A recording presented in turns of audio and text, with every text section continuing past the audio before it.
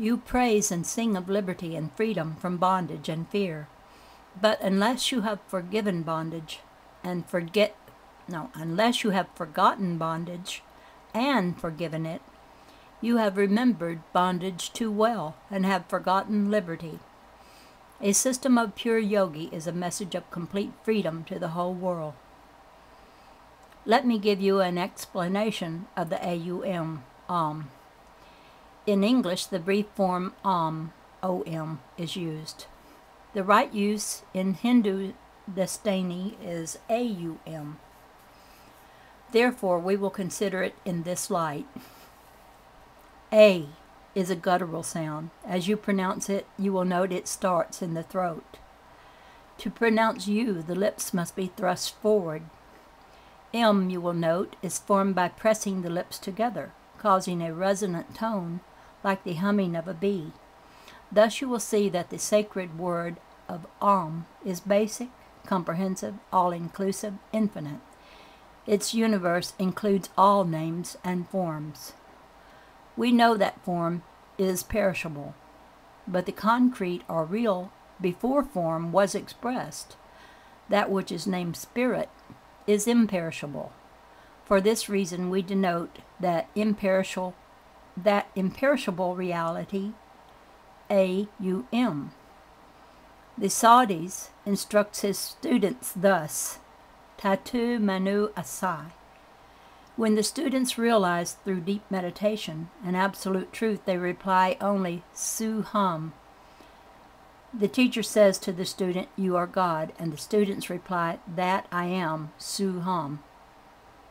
Let us look closer at the statement and the answers which the student gives when he realizes his Godhead, Su-Hum.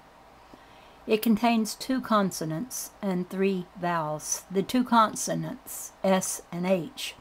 The 3 vowels, A, U, and M, which is a medial syllabic. The consonants cannot be pronounced unless joined to vowels. Thus, in the domain of sound, the consonants represent the perishable, the vowels the imperishables. Therefore, S and H are relegated as to the perishables. AUM remains, and from AUM, the eternal. O inquirer after truth, AUM is the great God. Wise men attain their objective, sustained by AUM. He who contemplates A, the first part of Om, contemplates God in the wakeful phase. He who meditates upon U, the second part of AUM, the intermediate phase, obtains glimpses of the interior world and is of spirit. He who meditates upon M, the third part of AUM, sees God as himself, becomes illumined, and is free immediately. Meditation upon AUM, the highest self, includes all. I am looking far out into the great white cosmos of light. There stands one with the simple gown of purest light drawn closely around him, the benevolence of pure light beaming from his countenance. From all around him comes the voice, and through that voice the words, "You are forever and forever." He comes nearer and nearer. The voice again speaks, "This day and hour are given unto you, the priesthood of all humankind, that has no beginning and no end. It is the focal point of the emanations of pure light, brought together to show all humanity their origin in divinity. This is not the symbol of an order or brotherhood. It is the symbol of humanity in its pristine purity. Before a brotherhood began, the pristine condition has not yet spoken. This is long before the earth moved in its great nebula, long before this earth claimed its orbit and attracted that which belonged to it.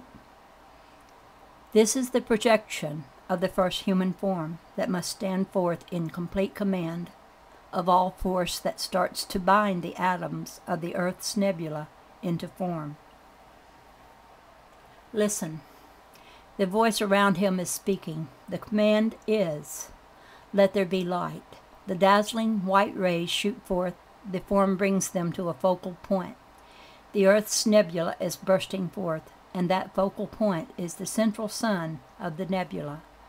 As the central nucleus draws its atoms together, they take on more light.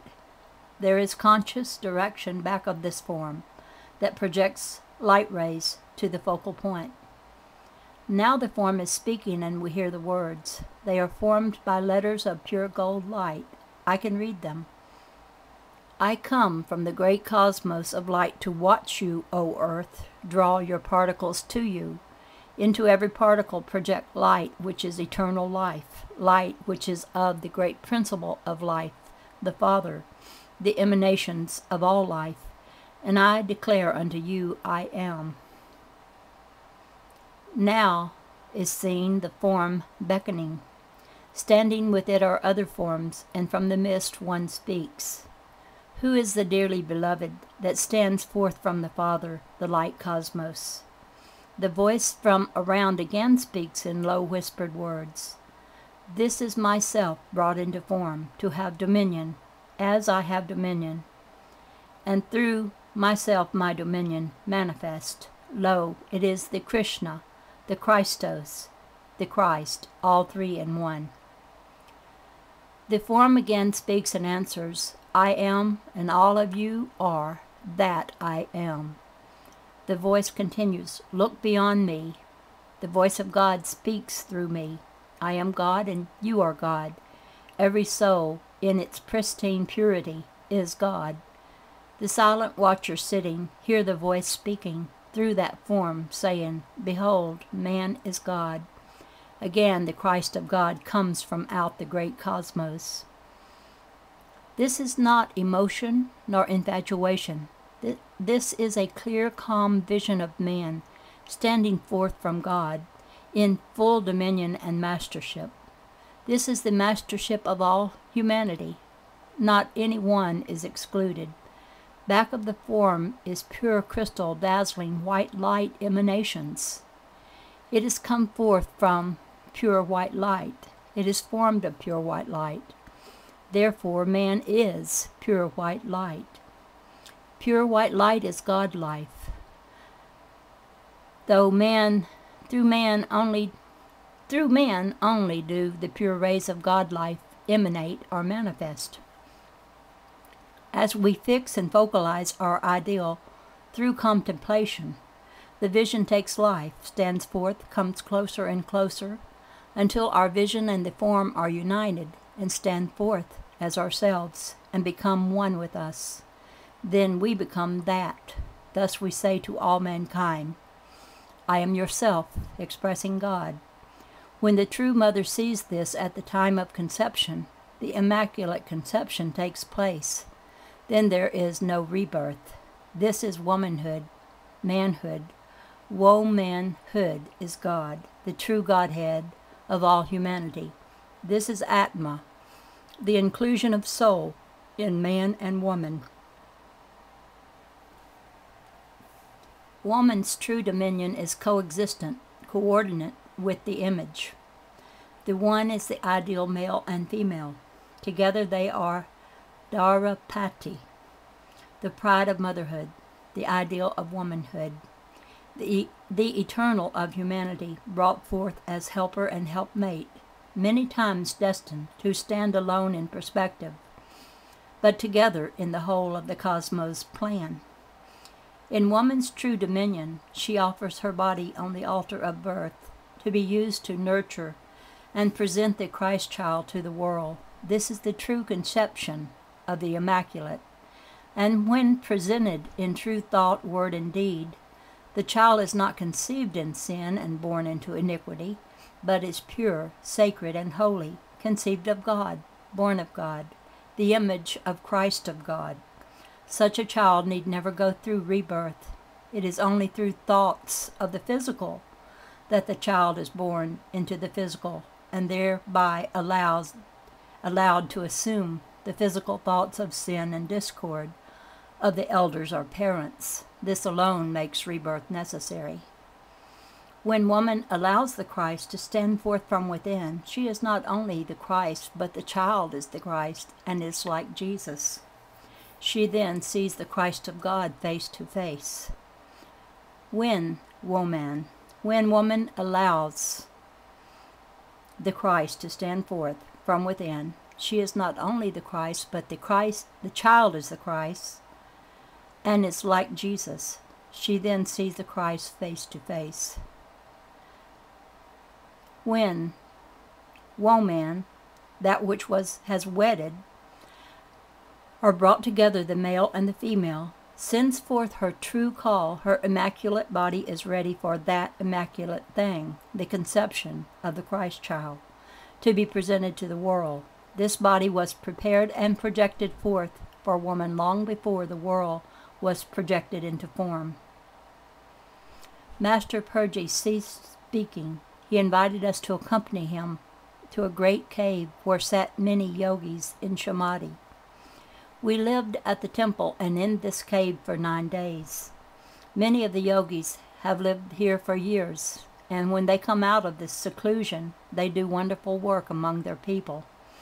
We were told that after the assembly was over, a number would be returning to India by way of Lake Sansara, and then from there we would go to Darjeeling very comfortably. This was good news, and we were greatly elated at the prospect of traveling with these great ones. We went from cave to cave and talked to many of the yogi and sadhus, and to our surprise found that many of them were there summer and winter. When asked if they were troubled with snow, they replied that no snow fell in the vicinity and that there were no storms or fogs. Time passed on swift wings, and the eve of our departure was upon us.